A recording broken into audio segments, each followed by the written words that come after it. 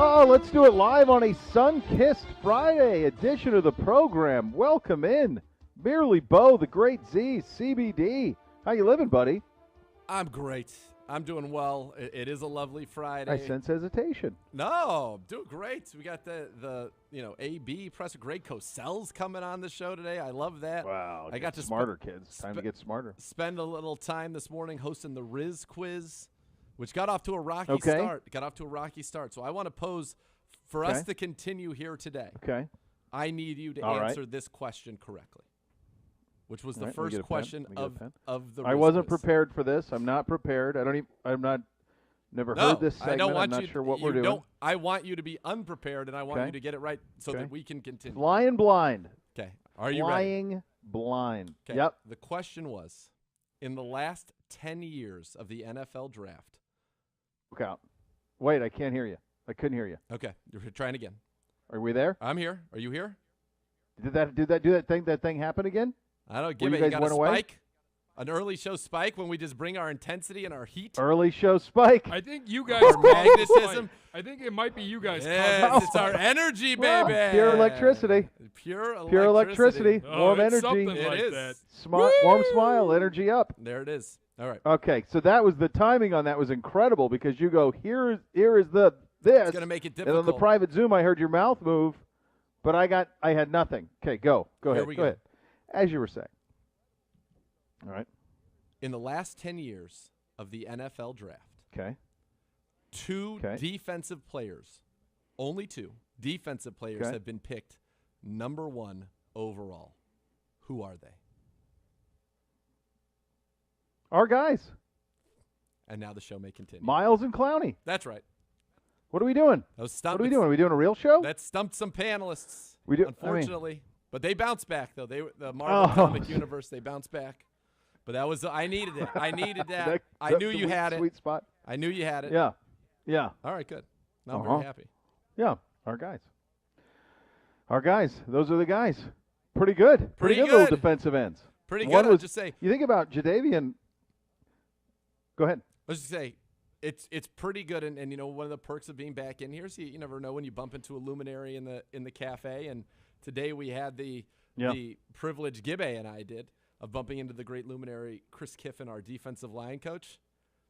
That seems like a happy man. Sure. Seems like a happy man. Is that a happy guy? Seems pretty he happy. Likes what we he's were got, talking through some of the third down packages and the scenarios, and he was very happy. He's also very impressed by our height. He goes, "You guys are a lot taller in person." Well, looks like a basketball team. I don't know if you people have seen because of your sideline positioning. So people are aware, I think, of how tall you are. But I don't think people understand. I think when you're prepared for your height, and then the first time you meet Gibbe, and you go, boy, he's got you by 3 inches. I'm calling him 6'8" Gibbe. He says 6'7", but I'm calling you 6'8". I'm 6'4". Are you 6'4" or 6'5"? 6'4". Yeah, so he's got you by 4 inches. Yeah. I think he's 6'8". I think so too. It was great, though. He said, "You guys look like a basketball team." I said, "Didn't you know he was the Greg Ostertag of his day?" Kiffin loved it. That's right. He goes, I like that. I like that. I said, "You have no idea how I much like that. I like yeah. Little run in the league. Little run. That's little right. run in the league for Greg Ostertag. Right. Yeah, you get a little run in the league. Put a few people through walls. No big deal. deal. I'll tell you what. Having gone through a couple of months of my first foray into AAU, you kill for a Gibby. Oh. You kill for a little Gibby. My guess is that the bidding war for no question. I promise you that the bidding war for Gibbe's services on the AAU circuit was extreme. Yeah. Extreme, because there aren't that many guys. You're not demanding the basketball. You want to play D. You want to rebound. Nope. You want to do all the dirty work, not the get glamorous physical stuff. when needed. Help people win. And guess what? All the people with the ball dominant kids. Oh yeah, let's get that Gibbe on our team. He's not going to take the rock. He's going to help us win. Yep. You're the Dennis Rodman the ball of dominant AAU. I don't know. I might consider myself. And Doherty actually had an offensive game. I was a good defensive big man, but I was also a good passing big man. I'll find you. Get the ball down low. You're Bob Parrish. Maybe. You're Bob Parrish. That's who you are. You're Bob Parrish. great defender, great passer out of the post. The Chief. Good passer. Find those guys kicking. You're Bob Parrish. Much nicer guy off. That's what you are, Gibbe, than Bob. Right. I was thinking, what came to my mind was Vladdy Dottie. We likes to potty. Little. Oh sure. Well, but not much defense there. No, but beautiful passing. What about early Vito? He's not your Vetus. He's not my Vetus. He's our Vetus. Wow. The skill level there. I mean, he was basically Luka Doncic, except he was 7'3". Yeah. That was not me. No, you were not stroking it like that. Was not me. Maybe you were like a Bill Walton. I think I have it. It's Bob Parrish. I have it. That's who it is. I just feel like Gibbe was louder on the court than a Bob Parrish. Bob Parrish, his game blended into. I'm not talking about demeanor. I mean game. Yeah. I think his game. We have a kid on our team right now, Benny, who's our Gibbe, and he doesn't come off the floor. He's a battler. I wish Gibbe could stroke the trifecta. Benny's a battler. Step out a little bit. Could have been like. I've done it. It's not pretty, and usually ends up with me running laps because I did it. But maybe just because I'm having fun with this, throwing out random centers names. Is there maybe a little Kevin Duckworth? Big, physical, good defense. He could pass. Remember, they moved the ball through him with Porter and Clyde the Glide and Kersey and Buck Williams, and just a hellacious jump shot. Just one of the grossest jumpers you've ever seen. Yeah. Okay. You might be good. That might be onto something. You might be onto something. I love setting screens, passing, finding the open man outside. And his jumper had like 3 hitches, and then he ended up shooting it from like his mid chest. I was better than that. What do you mean better than that? The guy played in the National Basketball Association, was a starter on teams that went to the NBA Finals. Yeah. And when he shot a hook shot, they got to call it the Doc Hook, which was a great nickname. Am I from a demeanor standpoint, is there some lame beer to you? I would think so. Like, are you seeking out others and eliciting pain and getting into people's heads? I feel like you would traffic in that. What about Rick Mahorn? I don't know if I'm getting into your head. I'm just following the heck out of you. What about first time? Just one time. See, hey, Rick Mahorn, maybe. Yeah, little Rick Mahorn. Just so we're clear, there's 4 more of them if you want them. What about a little? That's what I'm saying. And I'm guessing there was a little there's a little lame beer to it as well. I think so. I think there's a little bit. A little nastiness. Yep. What about a little like? I think that's right. A Dale Davis. I really enjoyed Dale Davis for a while. That dude was jacked. A little early. The Davis brothers, Antonio and Dale Davis. Sure. Yeah. Sure. You know what's so fun? Like now, there's not a single player in this era of NBA that we have referenced or could reference. I was just going to say that. It shows our age, but, I mean, we got everybody on all those. Charles Oakley, Cleveland. Isn't he a Cleveland guy? Oh, Chuck Oakley. Yeah. Oh, Charles I love Oakley a Chuck Oakley. That's a great one. Yeah, I wasn't a fighter, though. Like, if it came down to it, I would put you into the stands. I've been ejected. Exactly. From what do you mean? leagues. I'm not a fighter, but I've been ejected for physical contact. What about, like, because this guy that I'm about to mention was a great passer. Not really much of an offensive game. Yeah. Rebounded. Anthony Mason from those Knicks teams. Mace. Little Anthony Mason. He's a little more of a face-up player than he was a little more face-up. I think we've got. Yeah.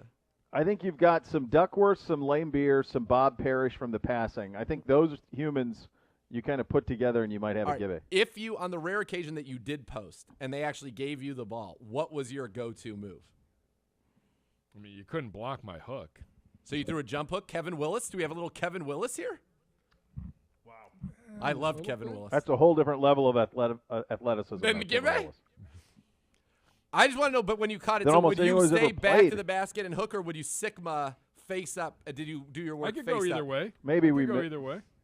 I'm starting to feel like I bet you that your field goal percentage. I feel like your field goal percentage on that elite AAU team was about 88%. I was going to come in at 64.9, and probably because I got like 8 attempts a game. But that's okay. Like, well, I bet it was a lot of 7 of 8s, 6 of 8, 7 of 8s. 8 attempts a game. Steady diet of 7 of 8. Yes. Yeah. That's a high number to me. I was definitely around. I was definitely double figures in rebounds, 8 to 10 points a game. That's right. I love this. 10 points, 12 boards, 80% shooting. I don't know what. I did have a game where there were some records being talked about. I don't think they ever kept them for block shots in a game, but I did block 15 shots in a game. As impressive as 15 blocks in a game is, I want to give a quick shout out to my mom for figuring out how to use a radio in her car. Said, I'm listening to you in the car. I figured out how to use my radio. So the official 70 Nana. years on the planet. Congratulations, Nana. Terrestrial radio. It's a good job. Way to go. It's a good job. Drive safe. Give her a round of applause. Drive safe. 15 blocks, Yeah, probably good more job. impressive, though, Gibbe. I will be honest. Well, Gibby, you were on that team that won the AAU National Championship, didn't you? I did win an AAU and a CYO. What do you have for that? Do you have a There you go. medal? Do you have a trophy? Medals. Probably a significant medal, I would Can think. we get those Real brought into the gold. program one day? Yeah, I think my parents have a safety or a safe deposit box. I think they might still be in there in a bank. Who was the dude on that squad? There were Who was the guy who's like, all right, we got to get a bucket? Who's Dame Lillard? Who's getting the bucket? Were you with Posey? Posey, Yeah. Anthony Stacy, Posey. James Posey. Posey. we had a few guys Posey's on that probably the team guy. that could play. Posey's who had the most accomplished NBA career? Posey. Yeah. Oh, good job. There were a All number. right, There were 3 or 4 guys on that team that ended up ultimately either playing overseas or in the league. Yeah. Well, It was a that's pretty what loaded AAU national squad. title. Posey's the best guy you were ever on team. The best guy I was ever on a team with was Eddie House. Yeah, he's pretty good. He could fill it. He'd be great in pretty today's. He was even maybe with our age 10 years too early, maybe even 15. In today's NBA, he'd be unbelievable.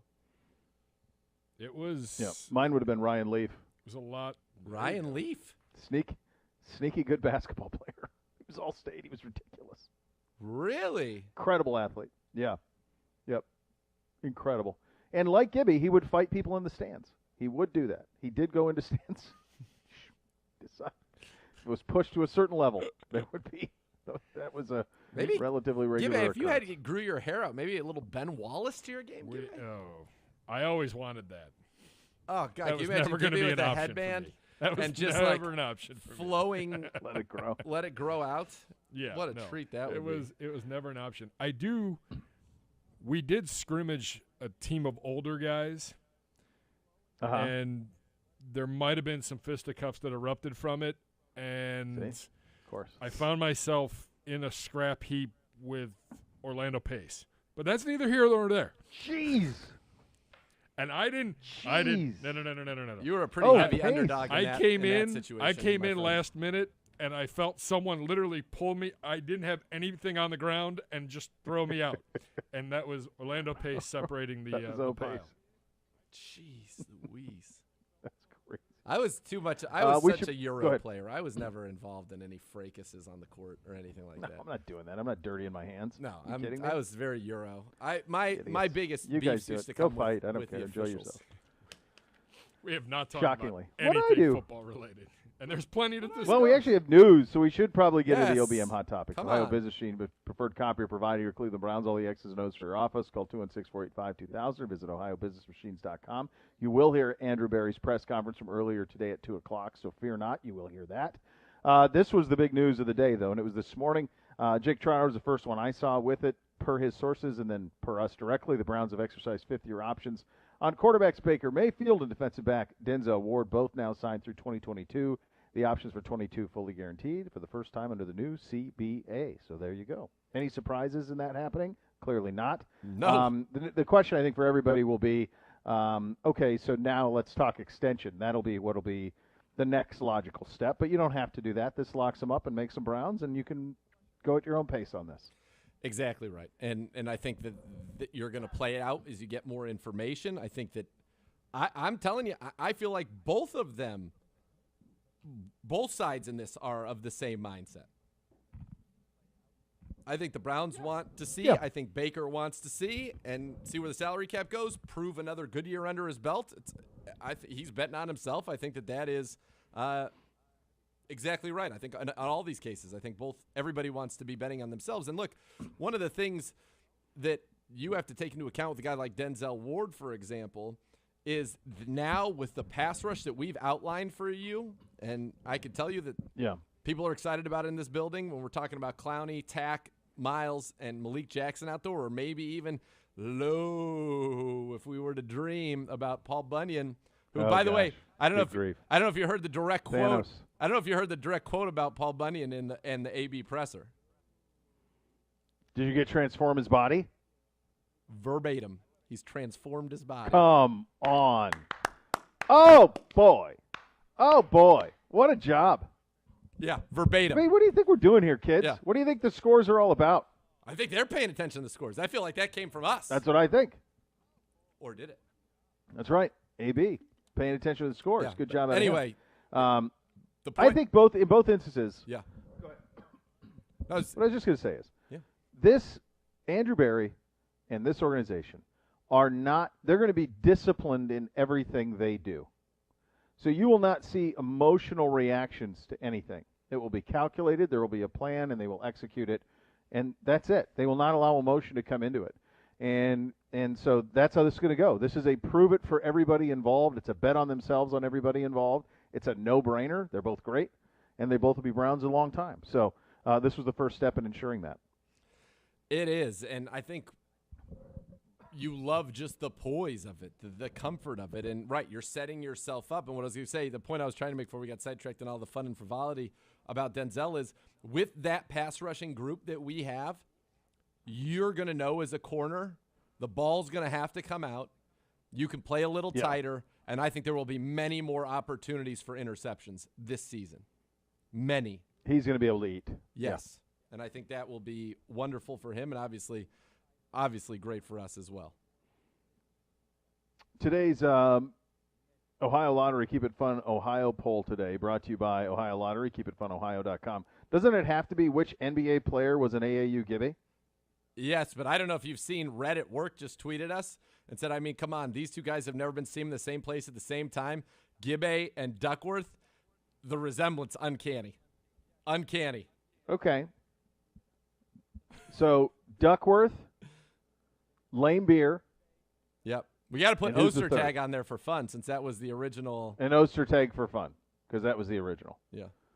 So, which player whose game most closely resembles AAU Gibbe's game? I feel like we could put the Oak Tree on there as well. Should we throw him as the fourth, give him 4 choices? I just don't want the Cleveland push for Oakley. Okay, so take him out. Where he would win because he's tangentially, connected. Yes, sure. When I first moved here, so that's my only fear with Oakley. He used to work out at the gym that I would go to, which only basketball hoop in that gym was a converted racquetball court that they threw a hoop in, and I shot some hoops with the Oak Tree one time. It's great.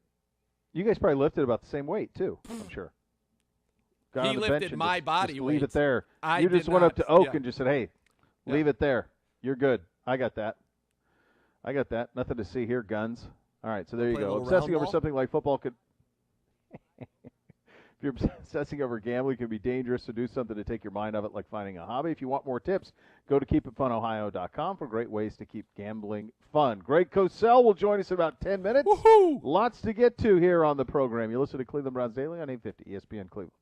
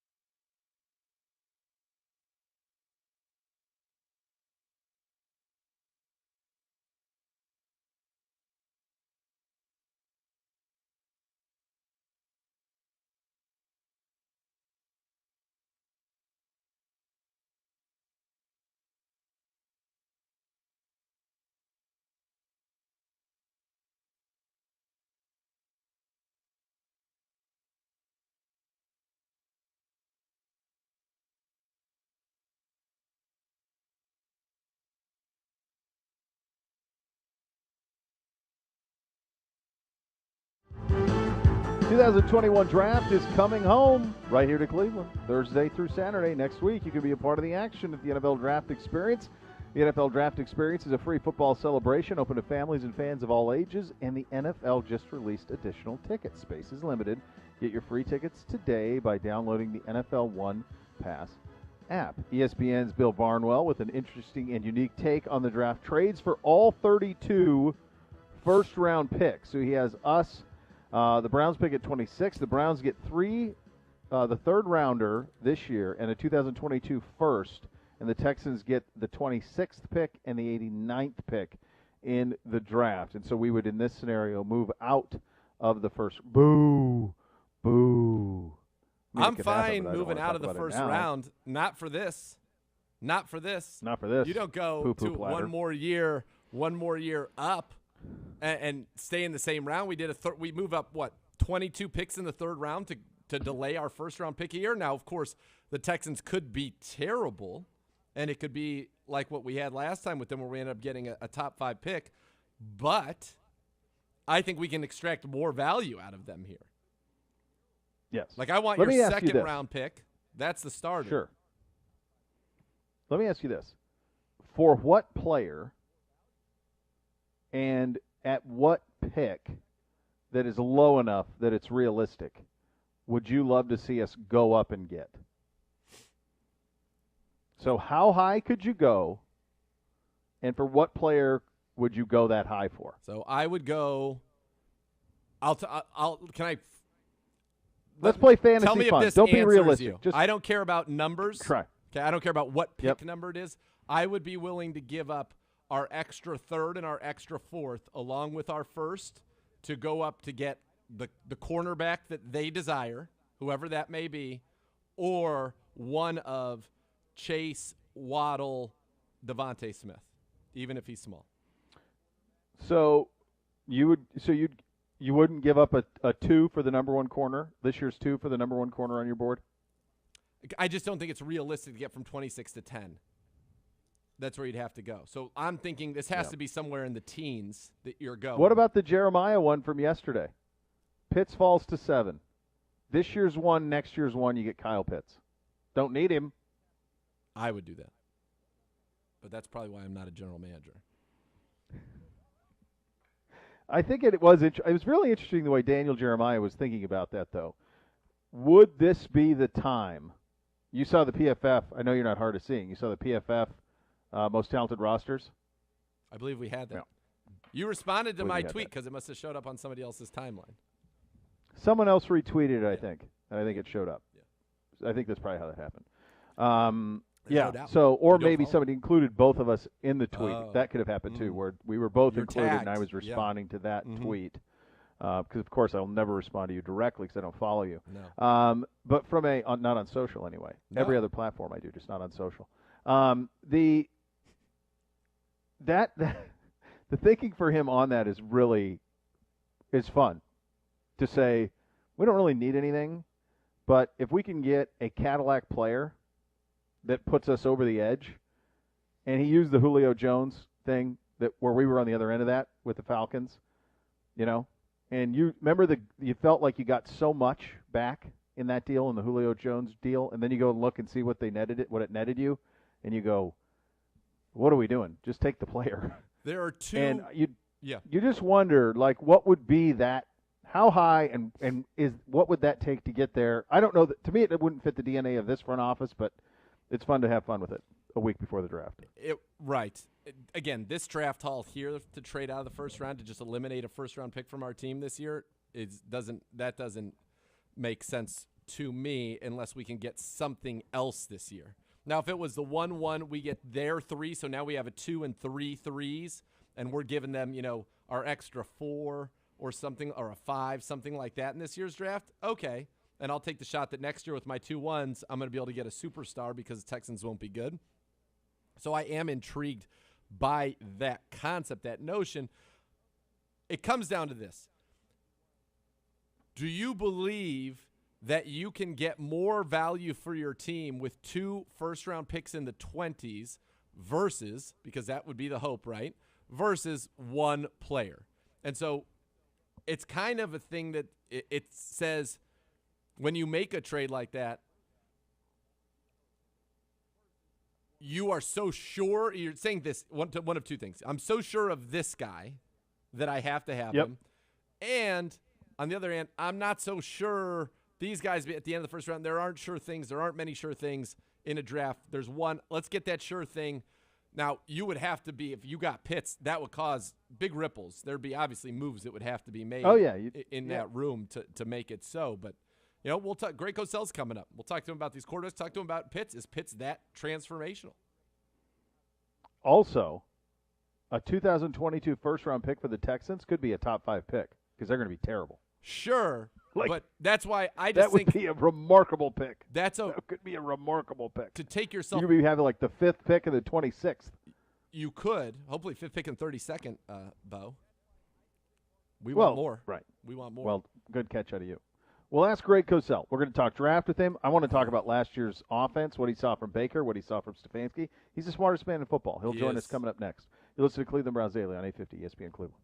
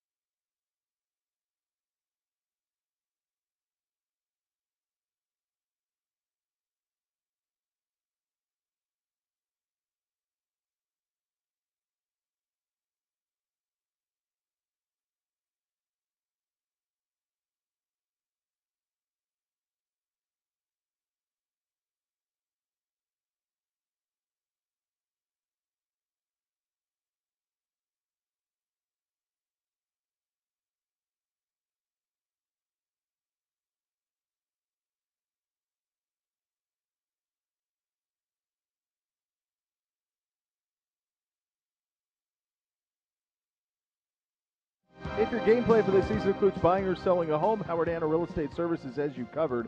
Visit howardhanna.com/GoBrowns today for more. This is one of the things that I so look forward to every year at the Combine. It is our sit-down with Greg Cosell. We could not have it this year. Prepare to get smarter, kids. He is the smartest mind in all of football. He is an analyst, executive producer of the NFL Matchup Show on ESPN, which you need to watch, especially this Tuesday at 10 o'clock. Him, Sal Pal, Matt Bowen, going to break it all down. It's produced by NFL Films. It's the best football show there is, and he's joining us now. Greg, thank you so much for taking the time. Before we get into the draft and your thoughts on that, I was wondering if you'd be willing to walk down memory lane and what you saw last year with us from Kevin Stefanski in this offense, the way that it grew, the way that it evolved as the season went along. It leaves us feeling pretty good about where we're headed. What did you see from Stefanski in his first year as a head coach? Boy, that was a long time ago, man. I have a tough time remembering what happened yesterday. No, I really felt, and I felt when Stefanski got the job and it played out, I thought that style of – see, let me put it this way. This is probably the better way to put it. I think when you feature an offense that has a good amount of play action as a foundation. And by the way, they ended up doing a lot more throwing as the year progressed. Yes. But when you feature an offense with play action, what that does, if executed properly, is it defines reads and throws for the quarterback. So theoretically, relatively speaking, it simplifies the game for the quarterback. Now, obviously, a quarterback has to be comfortable turning his back to the defense because that's a learned trait. If you've not done a lot of that, when you turn your back to the defense and then snap your head around, the defense is not in the same place. And I've talked to quarterbacks who had not done a lot of that and were asked to, and they would say it was a little scary. So that's a learned trait. But I think what it does, because don't forget, when you line up with certain personnel in specific formations, you're anticipating fronts, you're anticipating coverages. And if you're playing, let's say, with 2 tight ends or 3 tight ends, or it's 1st and 10, defenses, you're getting one of 2, maybe 3 coverages. You're not getting one of 8 different coverage concepts. So that also simplifies things for the quarterback, relatively speaking. And I thought they did a really good job of that with Baker, and he knew where to go with the football, and he got more and more comfortable as the year progressed. And it was a great thing to see. And, Greg, it is a pleasure to talk with you now as we think about this Browns team running it back next year. But I know you're here to talk about the draft, and that's coming up, and there's nobody whose opinion I trust more. And often that's because you don't necessarily give an opinion. You just lay out the facts as you see them. So much of the intrigue in this draft starts at pick number 3 with the 49ers. So I wanted to get your take on Mac Jones, Fields, and Lance, and just kind of get a peek into the Greg Cosell scouting portfolio on those guys. Well, let me put it this way. I mean, this is the way I've been thinking about it. And guys, you know me. This is the kind of stuff I fall asleep thinking about, Yes. So I think we're at the point in the NFL, and a lot of coaches are discussing this, and I think about this all the time, is what is the balance now between being an efficient pocket executor and ball distributor, as a Mac Jones is. He does not have secondary action ability, meaningful secondary action ability, versus the ability to make plays off script. Where's that balance? And by the way, that will be different for different coaches. If you're going to be a high-level pocket quarterback in today's NFL, with the quality and the sophistication and detail and nuance of defenses, and the fact that they play with faster players more than ever, 5 DBs, 6 DBs, sometimes 7 DBs, then you're going to have to be really special in the pre-snap phase, understanding what you're seeing, so that you, in a sense, so that you have the answers to the test before the ball is snapped. And you're going to have tremendous functional knowledge of the defense. And by that I mean knowing, based on the play call, which defensive players are really critical that you need to be aware of. Because you're not going to be aware of all 11. That clutters the mind. You're probably aware of 4 at most, maybe 5. But you're not going to need to be aware of all 11, because otherwise you won't be able to play. So if you're going to be a pure pocket player, you're going to have to be able to do those things really well. Now, then what happens in a game, and it may happen once, twice, 7 times, when the defense tactically wins and defeats the system and the structure of the offense, what happens then? And that becomes the question, and it's a hard question to answer. So Fields and Lance obviously can move. Jones will not be able to move. That doesn't make Jones a lesser quarterback than Fields or Lance, because he's better in other areas. Every coach has a list of quarterback traits. They're probably the same list no matter who the coach is. It just depends on what you ascribe the most value to when you evaluate a quarterback. Well, and then that evaluation goes to Kyle. And so then you say, in that offense, right, which of those guys do you think fits best, Greg? Well, I would answer it this way. If you're sitting here today on April 23rd, the obvious answer would be Mac Jones, because Mac Jones has played as an efficient executor and ball distributor of a very, very well-schemed offense. The Alabama offense was a joy to watch. It's so well schemed. It's easy to say they have great players, but Steve Sarkisian did so many good things. So he's done this. This is something we've seen Mac Jones do. But We all know how Kyle Shanahan feels about his offense and his belief in teaching it. So then you come to the belief, well, if you look at Justin Fields, big arm, 65-plus yard arm, as coaches like to say, but yet he can feather and layer the ball as well. Has movement ability, so he can make those off-script, outside-of-structure plays. Does Kyle look at someone like Justin Fields and say, this guy's really a high-level traits guy. I can teach him my offense, and he still gives me something that I really haven't had, because he didn't have it with Matt Ryan. He certainly doesn't have it with Garoppolo. He's not that guy. Does he look at it and say, I can make him into a pure system player, which, by the way, is the way the position is taught, but he gives me something else. Does he look at Trey Lance, who played under center more than any of these quarterbacks and executed the conventional play-action pass game from under center where he turned his back to the defense? He's the most refined and advanced in that particular skill set. So you could make a case for all three guys, and that's, again, I know we're just discussing football, and people have said to me, sometimes I'll do a show and people say, well, he didn't tell me who the Niners are going to draft. Well, I don't know who the Niners are going to draft. Right. That's the unanswerable. But you can make a case for all three. What I wanted to know is, in terms of guys who operate efficiently, accurately from the pocket, which is something I think everybody knows at the end of the day, quarterback play boils down to that, which you said, Mac Correct. Jones, he has those abilities. Where does he rank for you, say, against similar style quarterbacks from the last 5 years or so? Like, in your mind, is Mac Jones a top of the first round quarterback? Is he somebody that you would liken to more of, second round quarterback? Where does he, because it feels like there's been so much discussion around him, but never that kind of contextual historical context. And I know you have done all of this work, so you can actually provide it.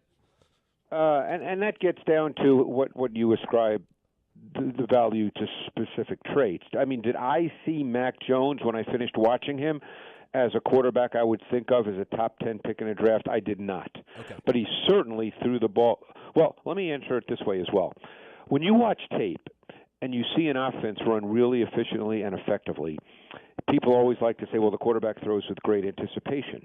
Well, then you have to try to decide, and sometimes this is unanswerable watching tape, you have to decide what's the difference between predetermination and anticipation. Mm-hmm. Because if you call a play, you expect the ball to go to the primary receiver. Ultimately, all offensive coordinators want the ball to go to the primary receiver. That's the design, because they call it based on their anticipation of the defense.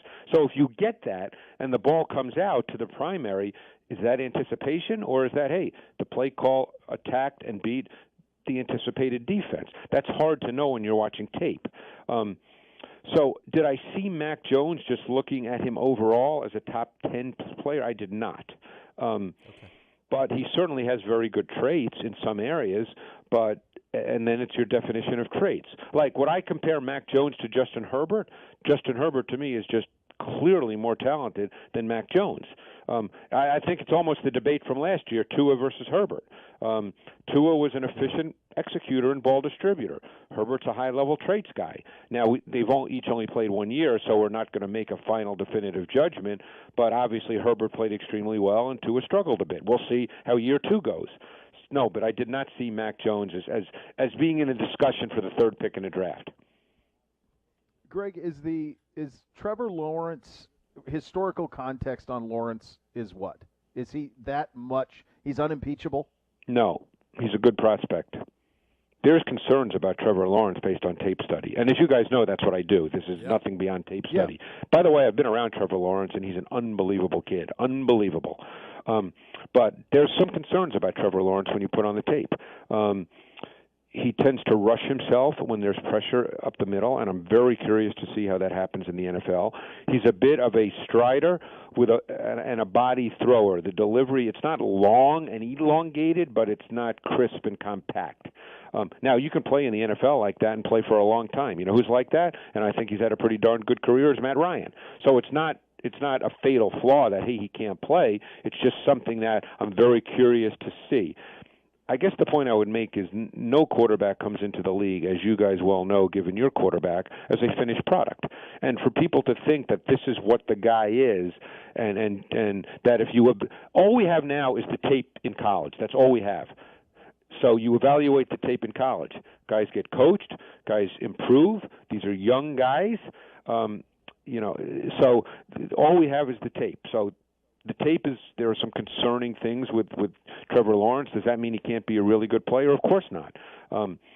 Justin Herbert's a great example. There were definite concerns that the tape showed in college. Sure. Those concerns did not crop up this year. Was it just his normal development? Was it the coaching staff? We don't know I don't know the answer. I wasn't there. But these guys are not finished products when they come into the NFL. And that's part of the fun in this. But again, when you're talking to Greg Cosell, you are getting hours of tape study, copious notes. You may have invented the copious notes while watching the film that we certainly tried. Well, you guys have seen my notes. Oh, I yes. couldn't give them to you this year, because I didn't see you, I know. It was sad for us. So, I know. I used to bring my notes and give it to you guys. The good part, though, is, Greg, we're not looking for a quarterback. That's true. We're not worried about that, which is a wonderful thing for us. I do want to ask you a little bit about Kyle Pitts, because he seems to me to be incredibly special, and we're toying around, just on the show as we're trying to, come up with stuff here a week before the draft. If you were to move up aggressively and do something crazy from 26, who would it be for? Pitts was certainly at the top of my list. What do you think of Kyle Pitts and what he brings, especially to today's NFL and the way we've seen tight ends and their pass catching do? You know that I'm a little jaded here, from doing this for a long time. I'm not one of those guys that goes, oh, my God, this guy's the greatest. I kind of feel that way about Kyle Pitts. I think Kyle Pitts is the best prospect in the draft. And I think that you don't need to put two letters before or after his name. He's a receiver, and he's a weapon. And you can line him up anywhere. And the thing that amazed me, and I look at measurables just like everybody else does, Sure. But I'm more focused on tape. But I remember after his pro day, and you probably saw this on social media, they put his measurables up versus what Mike Evans' measurables were when he came out of college. You remember that? Yes. I don't know if you saw that. And Kyle Pitts' measurables in every way were better than Mike Evans. I mean, isn't that remarkable? I think Kyle Pitts is absolutely special. And I think, like I said, he's the best prospect in the draft. I'm very curious to see where he goes. I think you could line him up. You could call him a wide receiver. A lot of people have compared him to Plaxico Burress. And Plaxico Burress obviously was a wide receiver. But this kid, to me, is really, really special. Greg Cosell, our guest, the analyst, executive producer of the NFL Matchup Show on ESPN, which is the best football show you will find. He's one of the smartest football minds you will ever get to hear from. Greg, you spent some extensive time on the linebackers and corners. Yeah. I do believe for us at 26, Nathan and I talk about this all the time, that what we will be looking for at 26, rather than a position-specific, is an elite traits. So that could be a linebacker, even though it's not a position that we would normally tie to a first-round pick. It could be, and there might be some guys who have some elite traits at that position who fall. I'll tell you, I'm going to give you a guy I absolutely love. I mean, again, I don't know, how your coaching staff and your personnel people feel, but if you're talking a linebacker, I can tell you the linebacker that he was totally virgin to me when I watched him maybe 7 weeks ago. Okay, this was before we heard the BS about, well, he's a riser. That's all BS. You know how that works. But I loved this guy when I watched his tape. You want to guess? Jamin Davis. Jamin Davis or That's J.O.K.? the guy. That's Jamin the guy. Davis. I loved his tape. Over 6'3", 234. He can run. He can play in the box. He had an interception return for a touchdown this year where he showed tremendous athletic ability, body control, hands. I really like this kid. Now, he's only a one-year starter. I don't know the kid, obviously. I've heard good things. I don't know him. I think that he's exactly what you want for a three-down linebacker. And that doesn't mean if you drafted him that he's your day one starter and he's great from day one. We know fans want that, but it doesn't always work that way. But I think he has really strong traits. And that's a name that we've seen pop up in some mocks to Browns. We probably think the biggest need remaining on this team is cornerback.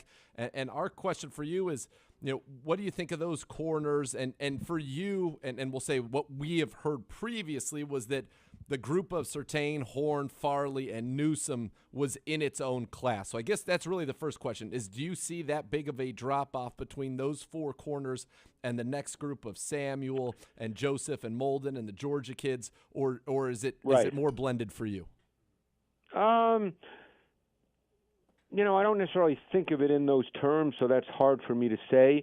I tell you a guy, and I've heard, now this is a guy, unfortunately, I've heard bad things about, but I would never, again, I'm not going to say one way or the other what that means. This is just secondhand, I'm not going to rip him, but I'll tell you a corner that I loved on tape, and I think he's got first-round traits for sure. And that's Kelvin Joseph from Kentucky. Yep. He's got first-round traits. But, again, so then you start getting into Samuel. Samuel is a guy that you have to decide what is he.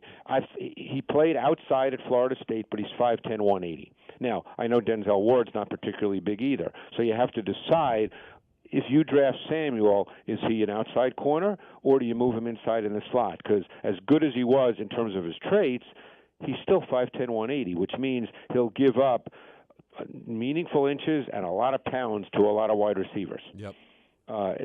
In this league and in your division. So, how do you see Samuel lining up against, Claypool or Higgins? You got to think about that stuff when you're trying to win a division. So, I don't know. I really like the kid. The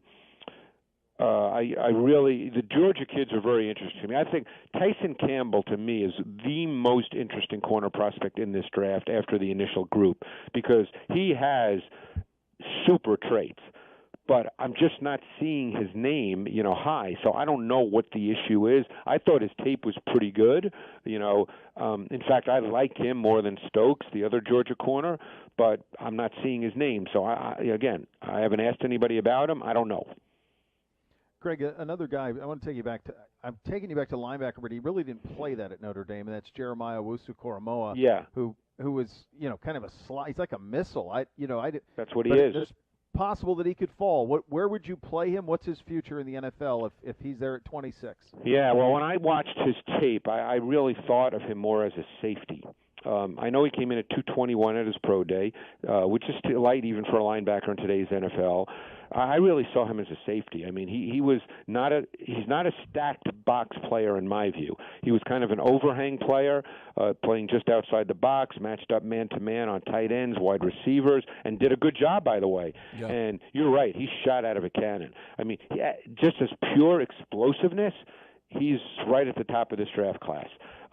But you have to, you can say this about most, but you have to know what he is when you're drafting him.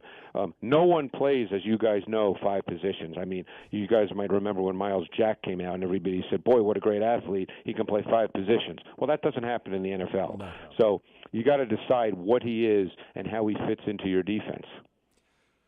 And that's right. That's the challenge, and that's something that the defensive coordinator here, Joe Woods, would certainly have to think about before they made a selection of that, but certainly somebody with unique traits, as you pointed out. Greg, I want to ask you about the wide receivers because I think it's a bigger need, not necessarily for this year for the Browns, but when you start to think of succession planning, it makes a lot of sense that a receiver could be an early pick this year. And boy, I think this is a good year to want a wide receiver to come into your organization. What do you think of this year's wide receiver crop in general? And then are there some people outside of the top 3 that I don't think would be in play for the Browns? Waddle, Chase, and Smith. Who are some of the people that have caught your eye in your tape study? Boy, this is a really good year for wideouts, I think. I mean, then it comes down to what you're looking for. There's an entire group of wideouts, Waddle's the best, of guys who sort of fit the new NFL, the motion movement receivers who can line up anywhere. And you really manufacture touches for them, but they're not gimmick guys. Manufacture touches doesn't mean gimmick. It's just that you want to get them the ball in space. I mean, you can think of guys like Elijah Moore from Ole Miss, who I love. In fact, I like him more than Kadarius Toney. Some don't, but I do. You've got someone like who else fits into that category? The kid from is it Western Michigan? Dwayne Eskridge. Yep. I really like him a lot as well. I like Amari Rodgers, too. He fits into that category. But if you're looking for different kinds of receivers, Rashad Bateman and Terrace Marshall. Terrace Marshall, to me, is one of the most intriguing in this class.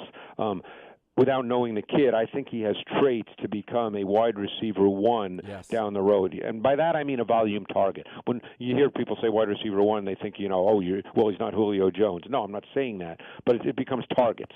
I think he has the traits to become a highly targeted player. But there's a lot of guys later in the draft who are intriguing. When I say later in the draft, I never know where guys are going to go. But I think it's a very interesting wide receiver class. If you're looking for a guy like Amon-Ra St. Brown, to me is very much like Robert Woods, very much like Keenan Allen. There'd be nothing wrong with that guy, if that's what you're looking for. He's not a burner on the outside. Greg, we can't thank you enough. We enjoy this so much. We wish it was in person. Love talking to you at the Combine, but just thrilled that we're able to have you on this close to the draft. Thank you for your time so much, sir. Oh, I really appreciate it, guys. Thanks so much. The best. He is the best. Yes. He is Greg Cosell. He is the executive producer and one of the analysts on the NFL Matchup Show on ESPN. But if you want to know about this draft next Tuesday at 10, watch or set your DVR to that show that him and Sal Powell and Matt Bowen do, because that's as good as it gets from breaking down tape. What I love about that conversation you love all of it, but what is really interesting, how he takes – all he's doing is looking at tape. He's not trying to see what type of guy, and he's not trying to figure out if he's going to his buddy's birthday parties. He's just looking at tape and going, this adds up. This is what I like. So that was great. Really, really good stuff there out of Greg Cosell. You'll hear Andrew Berry at the podium coming up next. You'll listen to Cleveland Browns Daily on 850 ESPN Cleveland.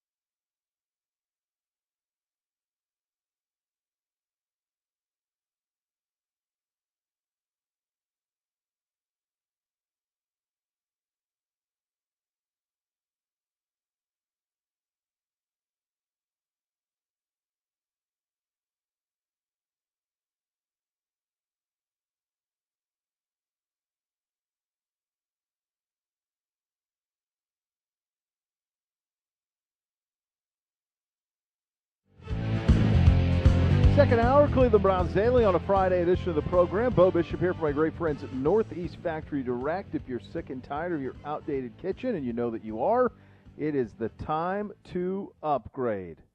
Go to Northeast Factory Direct. High quality, name brand furniture and hot tubs for about half the price as the fancy retail stores. You know that.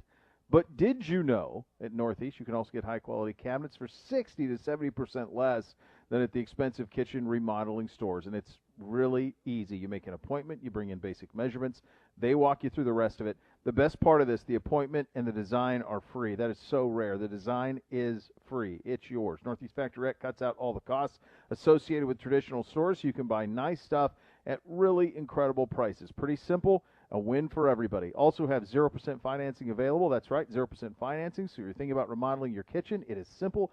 Go to northeastfactorydirect.com and schedule your appointment today. Time for the State of the State.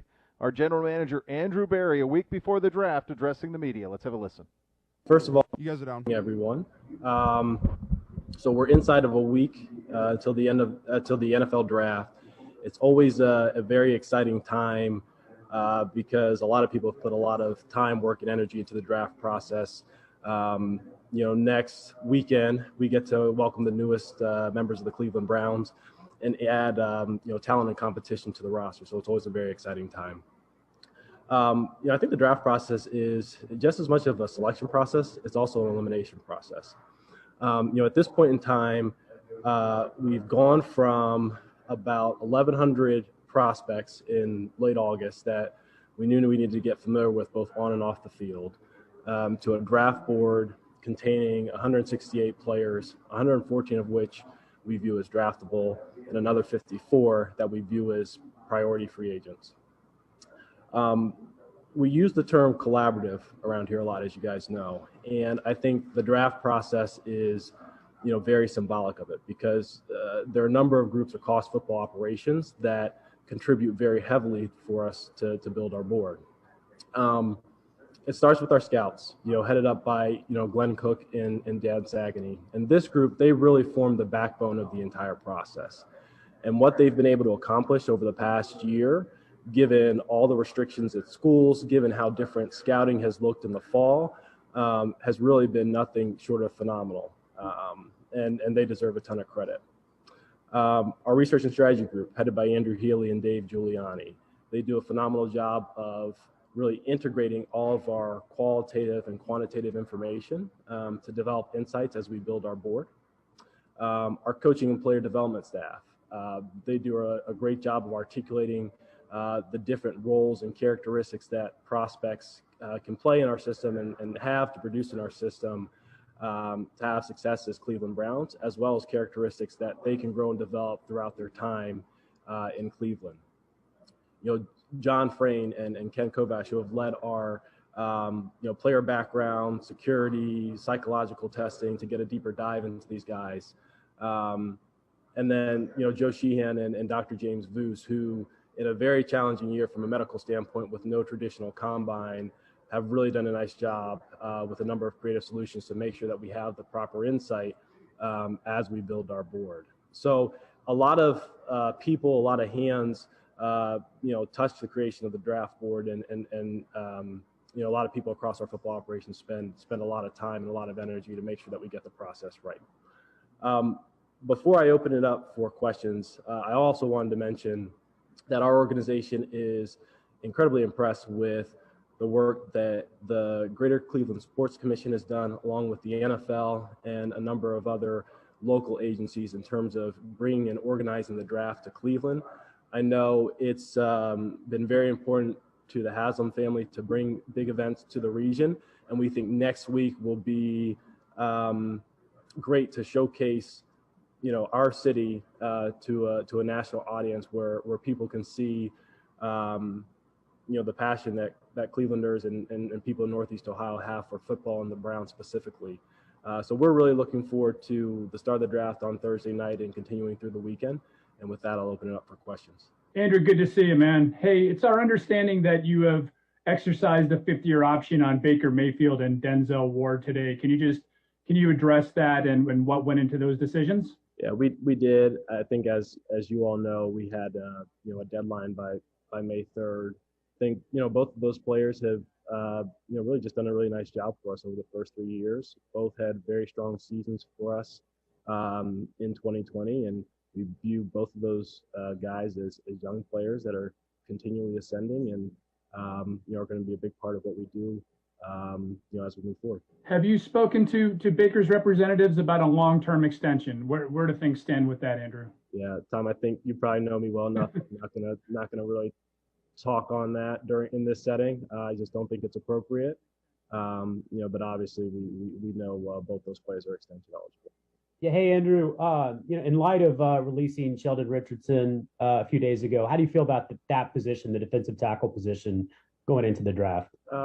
Jake, we feel good about it. We feel good about the guys that we currently have on the roster with Andrew Billings, Malik Jackson, obviously Jordan Elliott going into his second year.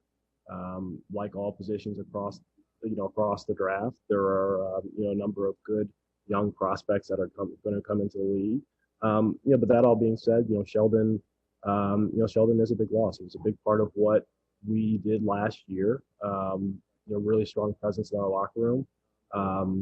And we're very thankful for all the contributions that he had, and that those are big shoes to fill for sure.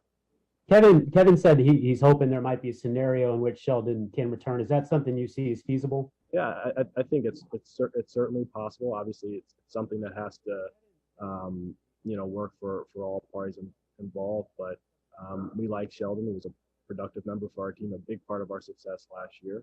And if that ends up being the right fit down the line, it's certainly something that we would welcome.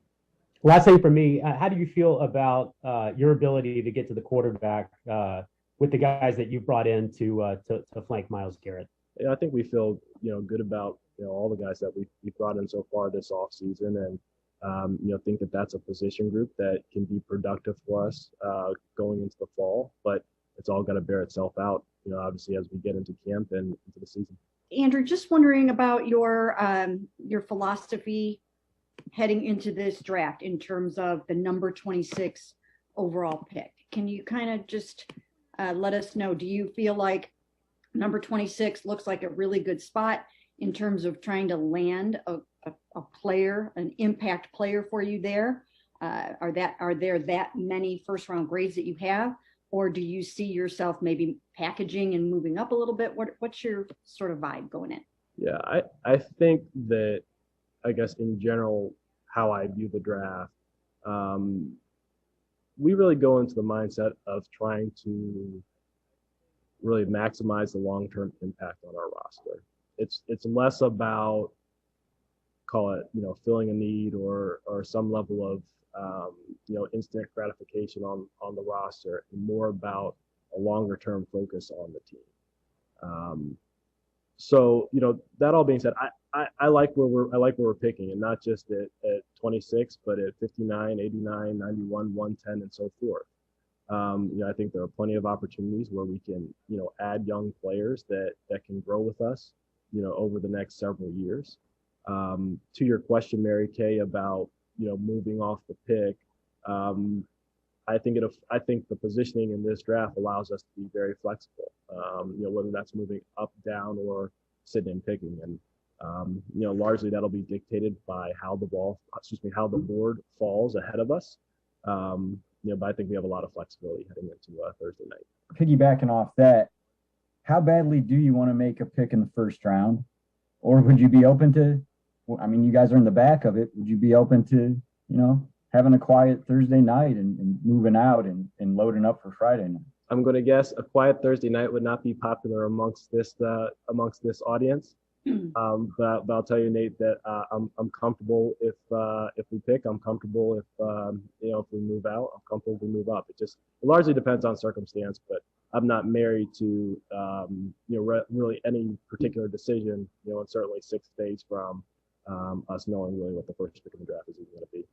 So in terms of the question about the desire to pick in a first round, I mean, for most of this, for years, it's been, I think, written and talked about by media that, the fifth year option is so valuable that teams want to pick in the first round. Is it still the case, or with it becoming guaranteed the way it has now in the new CBA, is it a little bit less attractive to, have to sit there and get that first round pick? I don't see it as more or less attractive based on the changes with the 5th-year option, to be honest with you, Nate. I think largely if you're considering moving back, number one, it depends what's on the board, right? And ultimately what you think is going to be available to you, depending on how far you move back. And then the second piece is what else you're receiving in terms of trade compensation for, moving out of your original draft slot. So I think it's a combination of all those items, and at least from my perspective, much less to do with, the changes that we've seen in the 5th-year option. Hey, Andrew, I wanted to follow up on a couple of things you already mentioned. First, the 114 draftable players, is that lower or a lot lower than normal? I mean, that only gets you through like 3.5 rounds. Or? No, it's not. It's not. Usually our board's anywhere from like 115 to 130, right in that range. Yeah. And with Sheldon, I mean, you said so many good things about him, and you had some cap room before the move. So why did you feel the timing was right, or why did you feel like you needed that extra cap space right now? Yeah, I'm not going to go into the specifics of, those decisions or really those discussions. Obviously it was a cap related maneuver from our perspective, but obviously we're Sheldon did a lot of good things for us. Good guy, good player. Those decisions are always very difficult. Okay, and then a draft question. Given all the moves you made in free agency, do you feel like that really gave you the flexibility to do whatever you want regarding position when it comes to the picks where, maybe some teams don't have that flexibility given their roster shortcomings? From my perspective, Scott, I think free agency has a lot less of an impact than maybe, or at least for me, it has a lot less of an impact on the draft than is maybe perceived. And that's not to say that it doesn't have some level of influence, but it goes back to what I said earlier, that I really think of the draft as maximizing long-term sustainable impact on the team. And certainly, need or positional value, all that can play a role in it, but by no means is it the primary mode, not even close to the primary weighting in terms of a draft decision, because I think honestly that's how teams make mistakes. Hey, Andrew, you come into this draft with 9 picks in this win now mindset as opposed to asset and youth collection. So how does that affect your thinking as far as aggressiveness going up and down the board? And then also, do you really have room for 9 rookies on this roster with the way the roster is constructed right now? Daryl, it honestly doesn't affect my thinking, that much in terms of moving up or down the board. Again, it goes back to like the draft. It really does have a longer term focus. I think, if you're going into the draft, looking for maybe a cure-all or something like a cure-all player, I think that's a little bit misguided, and largely because it does take young players a little bit of time to get their sea legs in the NFL. So that doesn't really impact how I'm thinking about next week. And then in terms of 9 rookies potentially making the team or being on the roster, no, I don't really see a problem with that. I think we want to add competition, and if players earn jobs and show themselves ready to contribute, they'll be on the roster. But I think it's far too early. We're April 23rd, to say with any degree of certainty what the team's going to look like once we come into August.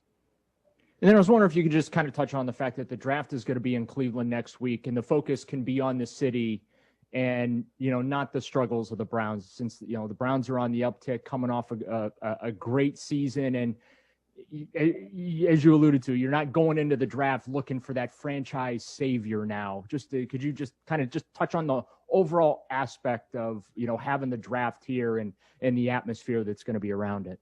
Yeah, I think what I'm most excited for is for the nation to see the passion of the region, and honestly for them to see what we all appreciate so much about the city, why we love Cleveland so much, and really just the passion of our fan base. I'm excited for Browns fans to, be very loud and visible next Thursday, Friday, and Saturday, and really just for the whole nation to see our beautiful city. Andrew, you say you don't go into the draft, you like looking for depth, but how different is it for you this year when last year you knew you had to get that left tackle, and this year you don't really need a specific position? So I guess maybe two thoughts there. It's certainly always nice when particularly need lines with your draft slot, for sure, Jeff. And that being said, Bill Point used to always say, your needs today aren't the same as your needs tomorrow. And I have definitely found that to be true throughout, my football career. Again, I think we really don't go into a mindset of hey, we have to fill a certain position or a certain position at this pick. It really is about maximizing the long-term impact on the roster. Hi, Andrew. Question about free agency. You used voidable years in 5 of your 6 new contracts. How do you feel about that? Were there unique circumstances that caused you to do that, or will it be a trend? It's a good question, Tony. I'm not going to go necessarily into the details of our contract management philosophy. We have used a couple different mechanisms really throughout the past 2 off seasons, but really kind of every deal that we structure is with the mindset of giving ourselves the greatest both short-term and long-term cap flexibility. So we're in a really healthy spot, not just presently, but moving into the future. And every time we get an update on Greedy Williams, it's very encouraging and positive with the caveat he's got a ways to go. How do you feel about, let's say, the totality of the top end of your cornerback depth going into this draft? Feel good about the guys that we have, and feel good about Greedy's progress as well. Hey, Andrew, it appears you have had a really good offseason with free agency. Would you agree with the assessment that you could see a complete overhaul, maybe as many as 6 to 9 new starters on defense since Delpit and Billings and Williams are coming back? And second of all, that allows you to draft guys that don't have to play immediately. They can be developed more so. Fred, I think it's premature to say how many starters or new starters that we're going to have on really either side of the ball. That's all really got to play itself out in August and September. Once the guys, hit the grass and, are with our coaches during training camp in the preseason. We're certainly optimistic that we've added a number of guys who are going to contribute at a high level, and we're getting a couple guys back from injury that, can help us, take a step, on that side of the ball. But, all of that is really yet to be determined at this point. And then, Fred, what was your second question? I apologize. Well, it just allows you to not have to get a Jedrick Wills at the 10th spot. I mean, you can draft somebody that doesn't have to step in day one. Yeah, I think generally speaking, rookies usually take some time to get, like I said, get their sea legs a little bit, once they get in the NFL. Young players, typically take their lumps, and I think that's usually anywhere from pick 1 to pick, 250. Every now and again you do get the players who can step in and really hit the ground running, but that's really more the exception than the rule. So maybe to your point about taking someone who's ready-made versus taking someone who needs some time to develop, I think the overwhelming majority of rookies need some time to develop, and that's no different than if we were picking 10 or 26. With everything you guys have done on that defensive side of the ball, do you feel like this defense kind of fits Joe Woods' vision when you guys kind of first hired him and how he wants to play? Dan, that's a good question, and you're right. We always do strive as a front office group to make sure that we're building the roster in line with the style in which our coaching staff wants to play. Ultimately, our personnel staff, we're an extension of the coaches, and we want to make sure that we're bringing guys and bringing in skill sets that marry with Kevin's vision in terms of how he wants to play on the offensive side of the ball, on the defensive side of the ball, and in the kicking. And one guy I wanted to ask about, I don't know if we've asked you about him or not, is Curtis Weaver, who you got from Miami last year. You claimed him off waivers, didn't play because he was hurt. Do you see him as a viable option on the edge this year? And I mean, what was it about him that made you want to be aggressive to go get him last year? Yeah, Curtis was a guy that we liked throughout the draft process. Was a very productive rusher at at Boise State, athletic guy, probably a little bit more technically developed than most edge guys that we see come into the league. So when he became available, we felt like he was a good young player to really add to the mix. And Curtis really, since we've acquired him, has done a great job, rehabilitating his toe. And then he's really done a great job of really totally transforming his body throughout the offseason. So he's a guy that we're certainly excited about coming into training camp. But Curtis, no different than really all of our young players. He's got to earn a roster spot and earn a role. So we're excited to see it when he hits the turf. We think he's a guy that has talent and can contribute. Hi, Andrew. Question about the players in this draft who opted out of last year. Did they make for a much more complicated evaluation on your end, or is it more of a case-by-case thing? I think it's more of a case-by-case, Zach. It's just more of a case-by-case. By and large, I think we have enough information on many or all of the players that have opted out. In some situations, I don't think it's any different than really a one-year starter or someone who missed a season due to injury. But I think we have enough information to make an informed decision on that cohort of players. I'm going to try to squeeze two questions in here if I can real quick. First of all, just in terms of, have you been having some, trade inquiries at all with veterans either way, in terms of you guys maybe moving out any of your current veterans, or you guys acquiring some veterans on draft weekend? It's a good question. I would never really comment on, any really level of trade discussion with other clubs. I think you guys know us well enough that the trade market is something that we always want to be in, really year round, but I wouldn't comment on anything specifically, in this form. And then my second question real quick is, obviously Josh Allen and Lamar Jackson are due for their extensions this offseason too.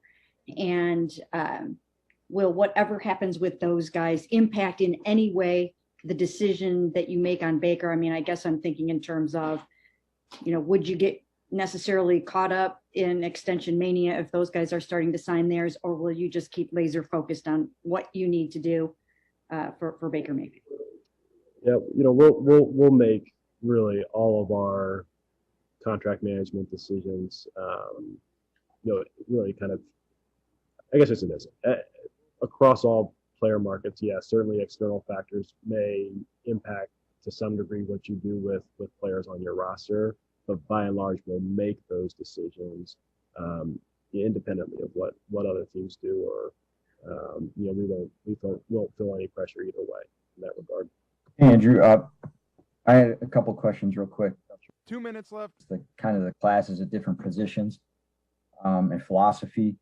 At cornerback, I know you said you feel good about your depth, but we know Greedy's coming back from missing a year, and Denzel has had some injuries, that he's dealt with throughout his career. Is that a position you'd like to bolster, and what do you think about that class? Yeah, I think I'll answer your second question first, Nate. I think there are good players across all position groups in this class. I think it's a good draft class, and quite honestly, I think there are good players that come into the league every year from the amateur ranks. In terms of corners in general, that's a position that you always want to be deep. No different than other positions that we've discussed in past sessions here. But you can never have enough good cover guys.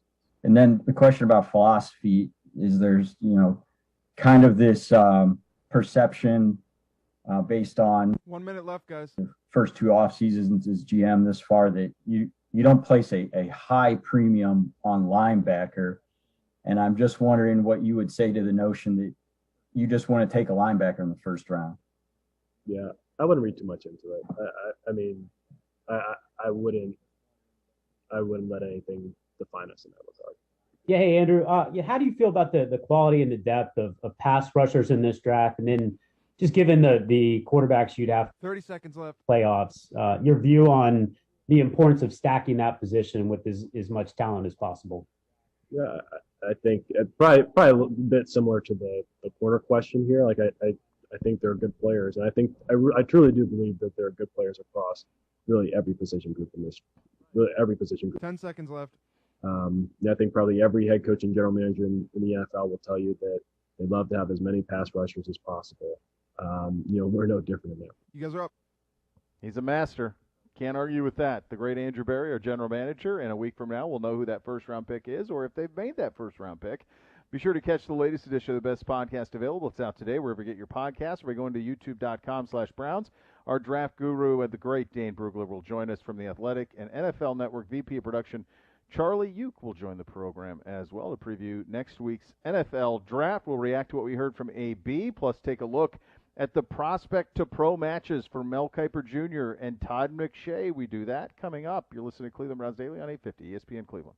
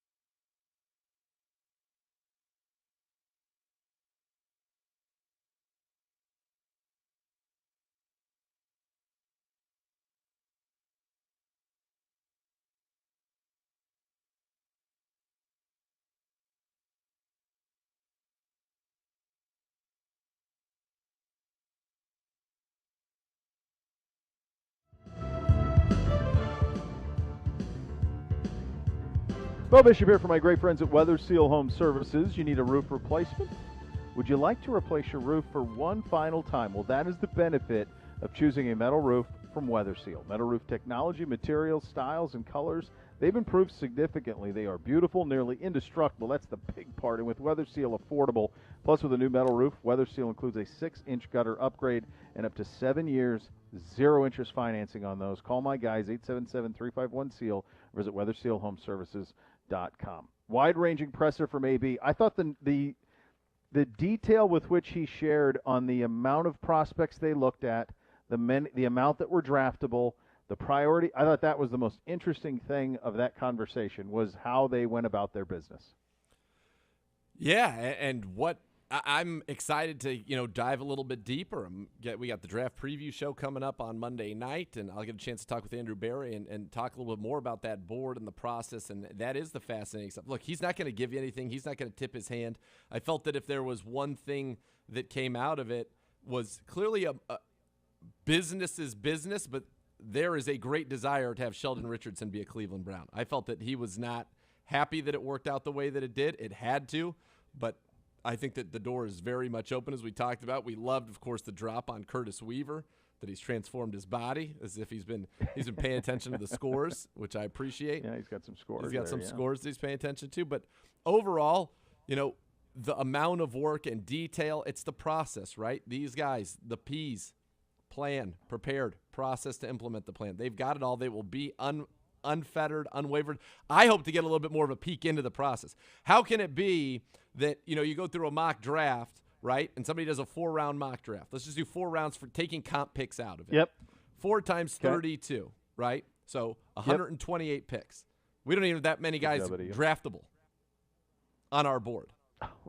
Right. So I'm curious, how is that the thing? And what if there was a year where all 32 teams have the same 100 guys? Is the draft over after round 3? Well, what I think is interesting is how do you define – what I would want to know is, A, how do you define draftable? So when you say draftable, does that mean – because there's obviously more than that because of, as you just did there, the amount of humans that are taken. Sure. So is that – obviously there's personality traits that don't add up. There's red flags off the field that don't add up.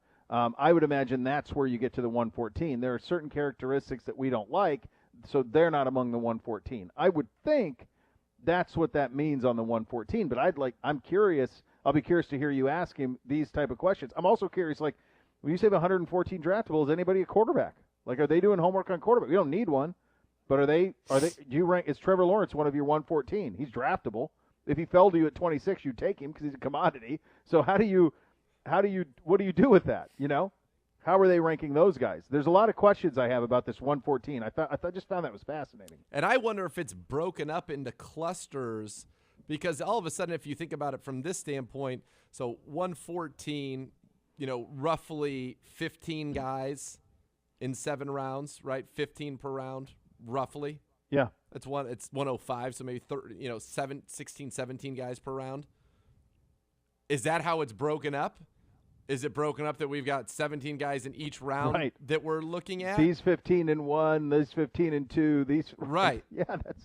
Because otherwise, I'm going to ask all these questions. I don't know what kind of answers we'll get, but I think that I feel like we can get the answers to that. But that's what I'm curious about, because I'm not curious about who's ranked where on your board. We're not getting that. What positions are you really targeting? We're not getting that either. Not going to get that. So let's do you go into quarterback more important than DN. No, you're not going to get that. How do you want to make how's the sausage made? Take us through this process. Take us behind the curtain without revealing the names or the positions.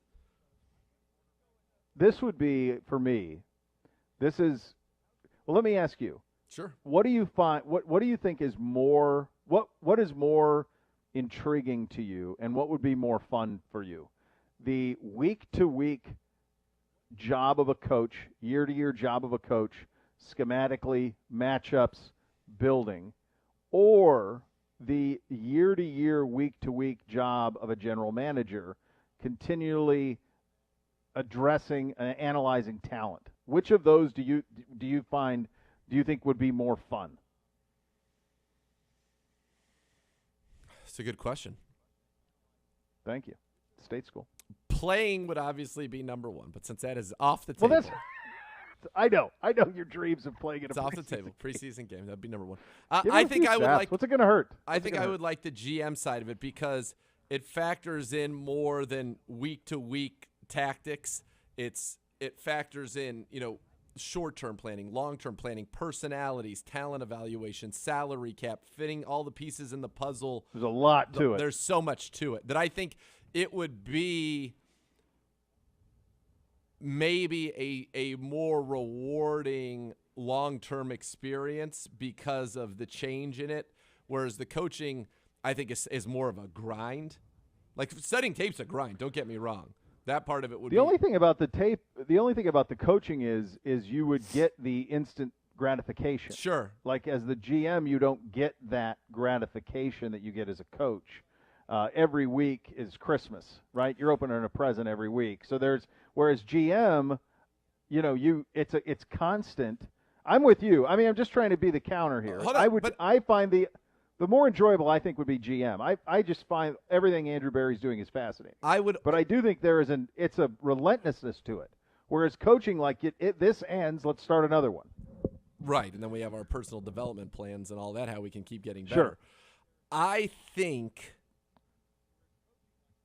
that if I were, call it Kevin Stefanski, Sean McVay, where I'm a head coach, because we're talking GM, so it's got to be head coach is the only equivalent, right? So yeah, that's what I'm saying. I'm saying, but I Kevin have Stefanski to be a or Andrew play. Berry, If I was a play caller, yeah, of course you're a play caller. That's like you'd be anything less. That's got to be there. That would be fun because then you're still feeling like you're actively competing. I'm calling the play for the defense I believe you're going to call. Ooh, I set you up with this so I could hit you with this later. We always talk about A, B, B, B, C, all the things that Stefanski would do. He'd show you this formation and do something completely different of it. Now that would get me going. That kind of strategy, the juice on that would give you're me the not juice. going to find. So if I'm that head coach where I'm calling the plays, fine, I'll take that. I think that would be fun. But from being able to step back and take that huge view, that CEO view of it is also really, really, really cool. Yeah, they're both. I mean, they both have their positives, certainly.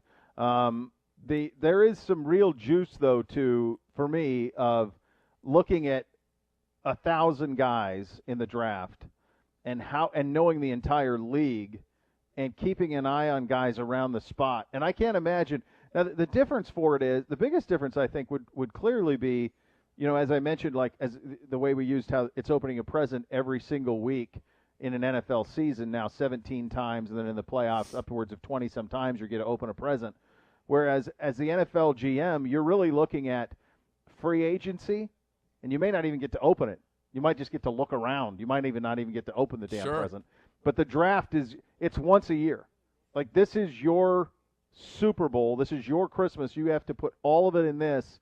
And then as things fall to you, there's a lot to that. They're both really, really cool. They're really cool. I as we're talking through this, I honestly had never contemplated this until we just stumbled upon it here. Initially, my thought was the GM side of it, but the Stefanski's role with coach, as we talk it through, there would be something about the juice of it, and I think it's probably an analogy that hits home for both of us, is Stefanski is hosting a radio show. He's the host. Andrew Berry's the program director. Yep. Right? Yep. So I was going to say, as we talk through it, to me, it's the competitive, like, I'm such a competition junkie. Mm-hmm. That I would feel as the head coach, I can still get into that competitive space and have a say in the outcome, a decision I make. Now, granted, the players have to execute it, and they're the ones who make me right or wrong. And in some cases, they make me right when I would be wrong, as Coach Stefanski would say all the time. Whereas I do think that there is a difficult part for GMs that you've bought the groceries, and then somebody else has to cook the dinner. And so you're at that point disassociated from, you are not as able to influence outcomes that really ultimately matter. And so I think the competitionaholic in me would want to be the coach and call plays and be in the fire of competition, as opposed to setting the stage for the battle and then being like, hands off, it's up to now I got to let my general go do this. Yeah. And then the ultimate of that is Belichick, who's all of it.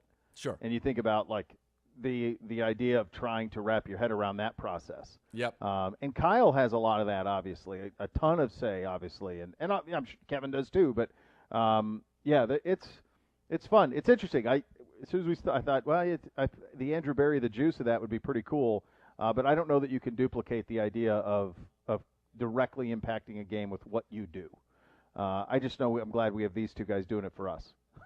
Same. Very glad for that we have those two guys doing it for us. What did you make? We'll get to the Kuiper McShay. Let's do the Prospects Pro matchup. Maybe I think next week looks like that would be a good one for that because we're running out of it a little bit. Real quickly though, I wanted to run this by you. PFF, number 2 roster in the National Football League. That's right. Sam Monson. I believe we had that, kids. I believe we have that. That's right. Somebody said, "What are we hard of evaluating?" No, we're not. No, it's funny. Have you found that when you say that, because I've had that people come up all the time. Hey, family, friends? Hey, what do you think? And I say that. I said, it's the Buccaneers and us. I think we have the 2 best rosters in the NFL. Because in private, I don't even limit it to 5 or 6. On the show, I always say 5 or 6. When we have guests on, I always say 5 or 6. But in private, I always say I think it's the 2nd best roster in the NFL. Yes. With the Bucs. I think that's it. I don't think we have any questions. I think the Chiefs have questions. I don't think we have any. And people are so worried about me even saying it out loud, it's like I'm going to make it all fall apart. Stop. Like they just panic. Stop. Don't you get that? Don't live in fear anymore. Can't live like that. Don't live in fear. Don't live in fear anymore. It's totally different. One thing we'll do when we get through the draft is, and we've done this for a while, it was a pretty low number. Now I think it's going to be like Joe Thomas. I think it was like Joe Thomas or maybe Myles Garrett. Right. Now I think we'll have about 10. I think we'll have the most in our division. No question. There's no question. Still so much more to come. You're listening to Cleveland Browns Daily on 850 ESPN Cleveland.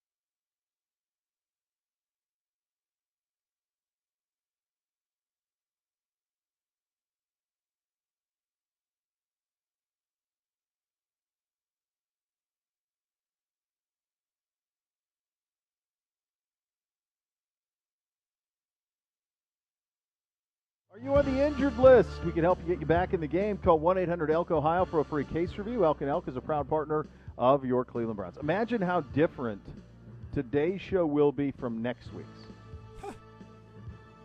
We'll know our first-round pick. Maybe we'll have a crazy trade. Maybe not. Maybe we won't. We'll be excited about what should be a loaded day 2, I think, for this organization. Yeah, it's much different. Yep. And that's a great thing about this is it can go slow, and then we're on the roller coaster next week. 30. Yeah, it's going to be fun. Enjoy your weekend, everybody. The next level is coming up next.